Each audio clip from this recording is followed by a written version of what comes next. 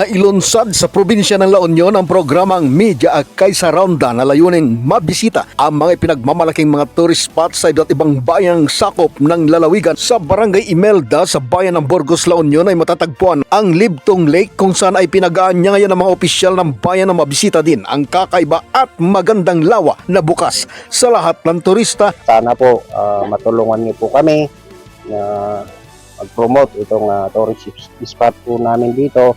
Kasi dito po sa Burgos, La Union, 4 plus lang po kami. Sana po makatulong po kayo at saka makatulong din po sa amin itong Libtong Lake na ito. Ang aktibidad ay pinangunahan ng Provincial Governor's Office, staff and personnel sa suporta ng media personalities na mula sa lalawigan ng Pangasinan, La Union at Baguio City. Bagamat naapektuhan ng nagdaang mga bagyo ang kabuhayan ng mamamayan sa Bagulin, La Union, lalo na ang Kudal Park sa Barangay Tagudtod. Ngunit nanatiling matatag at nagsisikap na mapaunlad pa ang industriya ng soft broom o boy-boy, alang-alang sa magandang kinabukasan ng bawat pamilya. Nung dumating si Owan, yun na ang pinakamalakas na hangin na lahat yan nasira, mga bahay.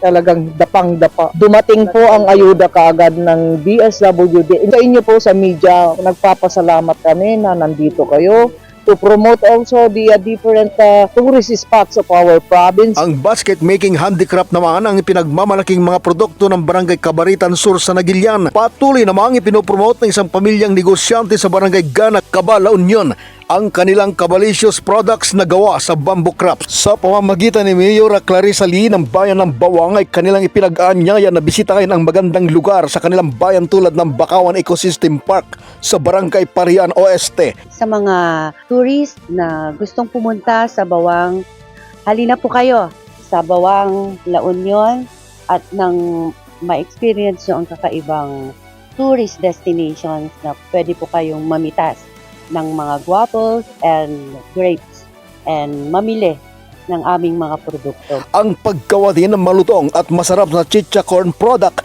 ay bahagyang naituro naman sa Tubao, La Union. Binisita din ng Media Akay sa Ronda and Tour ang Tony Bet Mushroom Farm na matatagpuan sa Barangay Ambala East sa bayan ng Pugo kung saan ay pinakita ang tamang proseso sa paggawa ng naturang produkto. Production po, unang-una, undergo po tayo ng pagkuha ng mga substrate natin tulad ng kusot.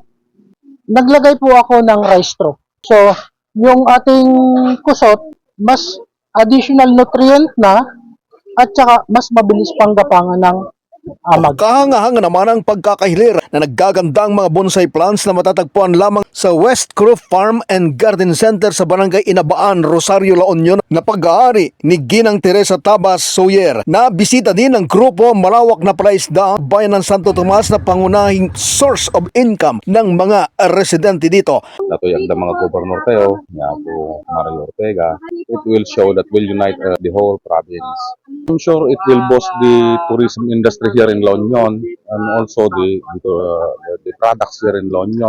Nagpahayag ng maalab na pasasalamat ang mga media personalities sa maalab na pagtanggap sa kanila ng La Union LGUs at masarap na putayang inihain at inihanda para sa bawat bisita. Mula sa lalawigan ng La Union, Fredo Ryuda para sa Mata ng Agila, Northern Luzon. Matatag, matapang, matapat.